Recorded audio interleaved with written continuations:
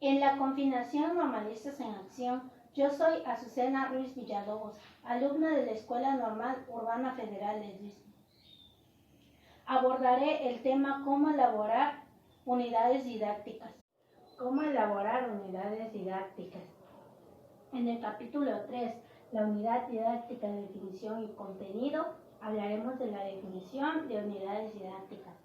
Las unidades didácticas son unidades de trabajo relativamente precisando en los contenidos, objetivos y actividades de enseñanza-aprendizaje, también en las actividades para la evaluación.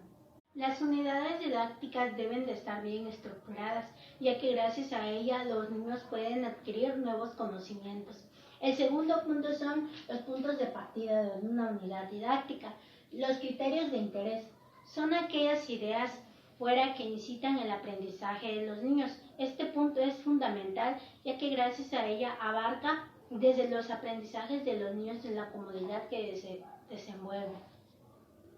Los núcleos generadores son aquellos que surgen espontáneamente. Por ejemplo, cuando un niño lleva un juguete a la escuela o surge de un comentario que viene desde fuera de contexto. Los proyectos son un conjunto de actividades que van encaminados hasta lograr un fin. También en este apartado existen los materiales para su realización y son 2 puntos. La primera es la caja roja de la reforma. La segunda es las guías didácticas.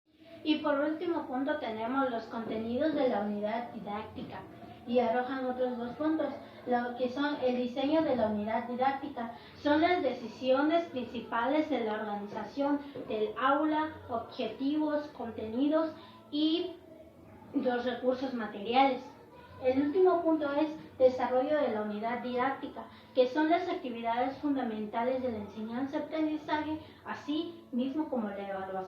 En el capítulo 4 llamado Identificación y Evaluación Inicial de la Unidad, en este capítulo arrojaban 2 puntos. El primero es identificación de la unidad. En este punto tratan de otros 5 puntos más, que son el tema, ciclo, trimestre, duración y tipo de centro. Les daré un ejemplo de este cuadro. En tema sería juegos tradicionales. En ciclo serían niños de 4 a 5 años. El trimestre sería tercer trimestre. Duración, 4 semanas. Y tipo de centro, escuela, Jardín de Niños Guadalupe de Padilla. En el segundo punto trata de la evaluación inicial. La evaluación inicial es la manera en la que se recopila ideas previas en los niños. Hay 2 maneras de cómo recopilar ideas previas en los niños. El primero es un friso, que es una lámina motivadora de acuerdo al tema, en el que se le anotan las respuestas que los niños hacen de acuerdo a las preguntas que la maestra va creando. El segundo son los juegos. Un ejemplo sería el juego de la papa se quema. Cuando el niño ya tiene la pelota, se supone que es el que se quemó, él es el que va a responder la pregunta que la maestra está haciendo. Y es así como podemos recuperar las ideas previas de los niños y crear un mejor conocimiento adquirido. Los objetivos didácticos están divididos en 4, los cuales el primero es los objetivos generales del ciclo, que indican las capacidades que los alumnos fueron adquiriendo durante el ciclo. El segundo es los objetivos generales del área, precisan los conocimientos que los niños fueron adquiriendo en cada una de las áreas en las que se fueron trabajando. Los objetivos terminales. En este punto habla acerca del tipo y grado de conocimiento que los niños fueron adquiriendo de acuerdo al propósito del curso. Y por último, los objetivos didácticos, que son las referencias para llevar a cabo la evaluación. En el último punto, las representaciones de los objetivos didácticos, se trata de 5 puntos. En el primero, se trata de clasificar las áreas y los objetivos didácticos. En el segundo, se trata de añadir los objetivos conceptuales, procedimentales y aptitudinales. En el tercero, se trata de enumerar y añadir en paréntesis los tipos de objetivos. En el cuarto, se trata de añadir y sin especificar los tipos de áreas y objetivos. Y en el quinto punto, se trata de redactar en paralelo los tipos de objetivos y los contenidos. En el capítulo 5, contenidos y temas transversales, abordaremos el siguiente punto: los contenidos, conceptos, procedimientos y actitudes, valores y normas. ¿Qué son los conceptos? Son conjuntos de aprendizajes referidos a los objetivos. Los procedimientos son contenidos procedimentales como las destrezas, métodos, técnicas y estrategias. Las actitudes son la disposición que posee la persona. Las normas son las pautas de conductas o criterios de actuación. Y por último, los valores, que son los principios normativos que poseemos. En el siguiente apartado, proceso que sigue para formar contenidos didácticos, consiste en 3 puntos. En el primer punto, que se llama suprimiento del verbo, que consiste en otros 2 puntos. Le daré un ejemplo de ello. Objetivo didáctico conceptual. Por ejemplo, aquí sería conocer los 5 principales juegos tradicionales. Contenido conceptual. Aquí sería conocer las reglas principales para los juegos. En el segundo punto, modificación del verbo, añadiendo opción o miento. Por ejemplo, planificar lo cambiaríamos a planificación y explorar lo cambiaríamos a exploramiento. El tercer punto es la terminación de verbos en ar, ir, ir. Cambiarlos a o, es, pero esto será según el caso. Como último punto del capítulo son los temas transversales. ¿Qué son los temas transversales? Son grandes temas que promueven un modelo de enseñanza para la formación integral de la persona. A continuación comenzaremos con el capítulo número 7, llamado Materiales, Recursos y Organización Temporal. En materiales y recursos, aquí se utilizan los materiales que son fundamentales en el desarrollo de la unidad. Los recursos fundamentales están divididos en 4 puntos, y son las personas, ambientes, escolares y económicos. Aquí en los personales son todas aquellas personas que participan en el desarrollo de la unidad. Los ambientales son aquellos espacios que nos brinda la comunidad, como por ejemplo los patios, los parques, los museos. En los escolares son los espacios que nos brinda la institución, como por ejemplo las aulas de clases, las plazas cívicas, las áreas de juegos y otros espacios que podemos utilizar para realizar diversas actividades.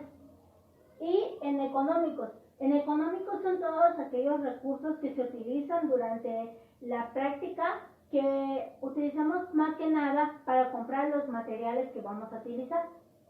Siempre debemos de considerar también los materiales con los que cuenta la escuela. Si nos brindan el apoyo, podemos tomar en cuenta, por ejemplo, si tienen las hojas, papeles o algo que vayamos a utilizar y que sí nos sirvan en realidad. En el otro apartado es la organización espacio-temporal, patio, recreo, aula, pasillos, espacios comunes. Para realizar nuestras actividades siempre tenemos que considerar estos espacios para que no todo el tiempo estemos dentro del salón con los niños o permaneciendo puro en los espacios al aire libre. Por ejemplo, si vamos a aplicar un juego, podemos trabajarlo en el patio de la escuela y así evitar los incidentes dentro del aula de clase. A continuación, el capítulo número 8, llamado Desarrollo de la Unidad. Consiste en un punto: los objetivos y contenidos didácticos. Se divide en 4 puntos, que son actividades por semana, actividades por espacios y rincones, actividades por talleres, actividades psicomotrices. Las actividades por semanas en los primeros días más que nada se utilizan para recopilar las ideas previas en los niños y posteriormente iniciar con la actividad central. Las actividades por semana se dividen en grandes bloques, los cuales son 4. La primera es lingüística, la segunda lógico-matemáticas, la tercera es expresión plástica y musical y la cuarta expresión corporal y psicomotriz.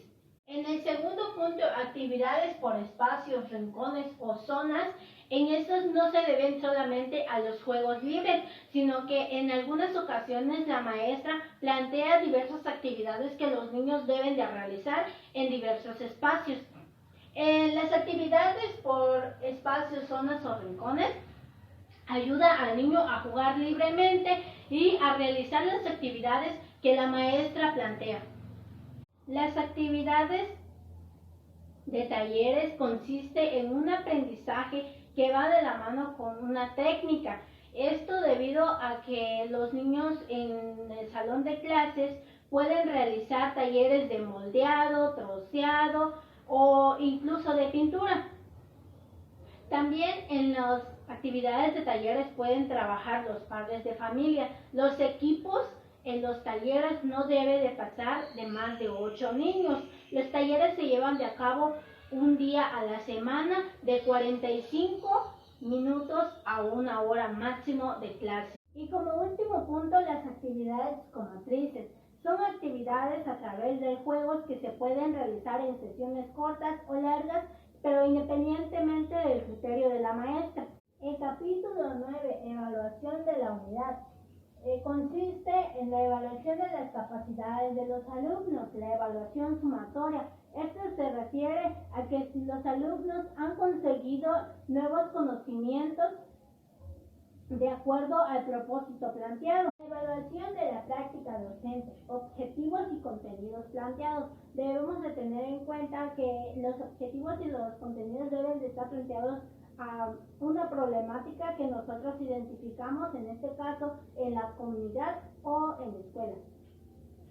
Las actividades propuestas son las que deben de estar acorde relacionadas a las problemáticas que nosotros estamos trabajando, las metodologías que utilizamos, cómo organizamos los espacios temporales, como por ejemplo cómo utilizamos los espacios de lo que son los jardines, las aulas y las plazas cívicas.